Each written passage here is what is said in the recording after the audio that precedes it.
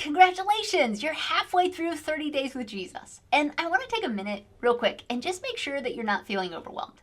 So I have given for 15 days a lot of kind of information and tips and ways to interact in your alone time with God. And hopefully they have been helpful and they've been kind of stirring your affections towards Him. But one thing I want to just kind of note is in the same way that I wouldn't have the exact same date over and over with my husband, I also wouldn't do every single thing that my husband and I love together in one date. And in the same way, the goal isn't for you to take all the things that we've been talking about all these days and cram them into one sitting with God. The goal of these 30 days is to give you some practical ways to engage God. Maybe they're new to you, or maybe you just haven't done them in a while, and really for you to start to recognize what helps you connect with God the most. And some of you, that's going to be deep theological study. Some of you, that's going to be worship. Some of you actually are going to recognize the real need for rest. I don't know if you've noticed, but every 7 days, I encourage you towards rest. And so all of it is for you to start to pay attention to how you connect best with God. So please, I know we're halfway through.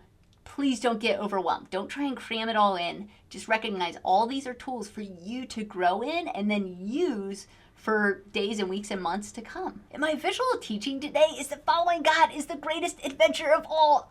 God, the creator of the universe, who spoke things into being, wants intimate relationship with us and then interacts with us day to day in all the big moments and small moments. We can be in constant relationship and interaction with Him. And so I want to call attention to Matthew 14, 28 and 29. This is where Peter gets out of the boat and starts to walk towards Jesus on the choppy waters. Now, up until this point, I'm guessing that Peter has not been walking on water with Jesus, right? This is a new thing on a new day, where Peter, as the water's choppy, he sees Jesus from afar, says, "Hey, if you call to me, I'll come."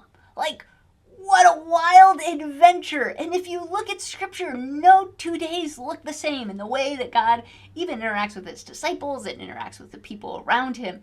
It really is interactive, intimate relationship with each other. We have this privilege to have this interaction and intimacy with God, not just in our alone time with Him, but also as we're going throughout our day, asking Him to lead us and guide us, to reveal things to us. It really is, hands down, the greatest adventure. And so that is my encouragement for you today. 1, don't get so overwhelmed by all the things that I'm talking to you about. And 2, recognize it really is the greatest adventure of all.